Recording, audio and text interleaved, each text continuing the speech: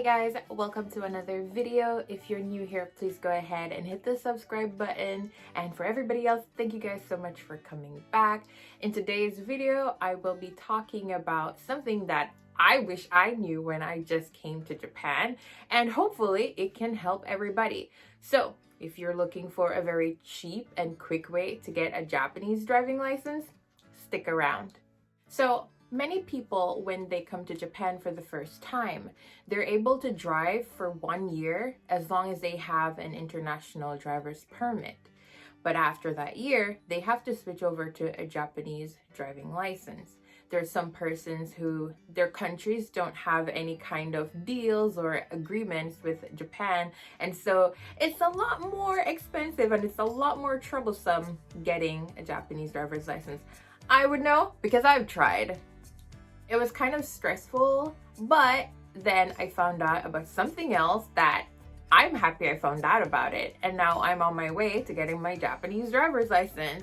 So what am I talking about? I'm talking about a driving camp. So most people only know about driving schools. Driving schools are good for what they do, but they can take months. It can take months for you to get your license, to get everything sorted out.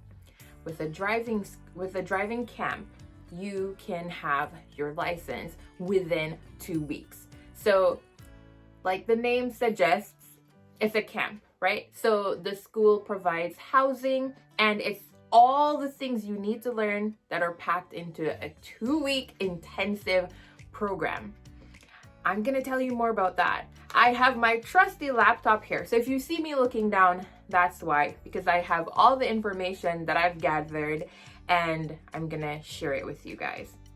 How does it work? So the schools provide accommodation and you can choose whichever one that suits you. So you can choose a single room, you can choose a hotel style room, you can choose a twin room, but the twin room only works if you have a friend. So if you and your friend are going to be taking the course at the same time, then you guys can share together. Otherwise, you're going to have a shared room. And they have different dorms. They have dorms for males and they have dorms for females.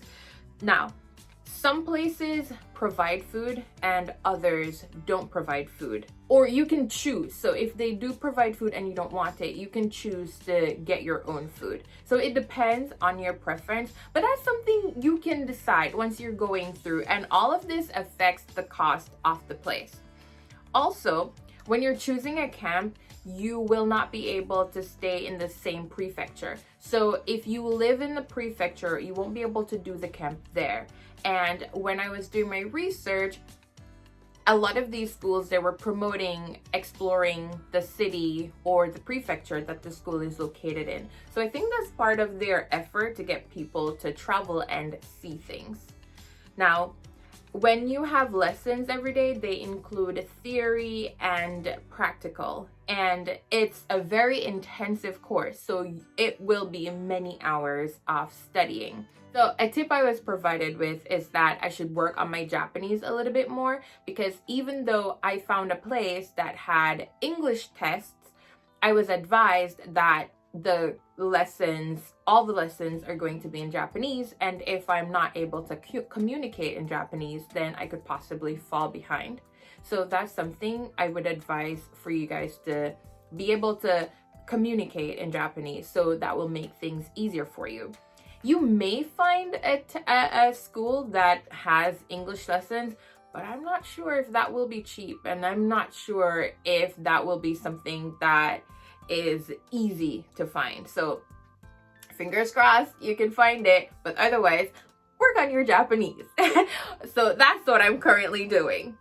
Now, one of the most important things that I want to talk about is the cost. So the cost is dependent on a few things, right? So the cost depends on the season. There are peak seasons and off-peak seasons. Peak seasons happen to be around the time when university students get their breaks. So any major holiday period or whenever school has break, that's when the prices are highest. And when I was doing my research, basically a lot of these companies are geared towards students, university students. And so once they have holidays, prices are high because everybody's trying to get in. So I would advise that you find off-peak times because the prices tend to be very low. And prices also depend on the room. Like I said before, the prices, they change based on the room, but also on the dorm type. So if it's a male dorm or a female dorm, the prices will be different. I found that the male dorm is cheaper, unfortunately. I asked why, and they couldn't provide me with a response to that, but that's okay. Well, such is life. So the type of vehicle that you choose to drive, so if you choose a manual or an automatic, or the size, different sizes of vehicles, that will impact the price as well. So choose whichever one works for you. But regardless of whatever the price is, just know that it is cheaper than a traditional driving school.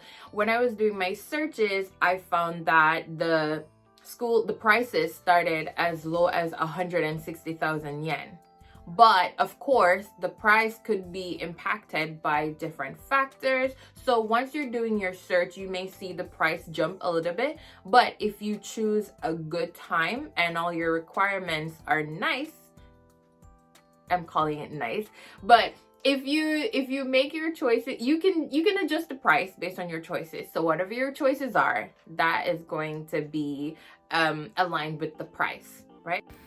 I forgot to add that some prefectures tend to be more expensive than other prefectures, but when I was checking, I didn't see a reason why that was. There are different camps all over Japan.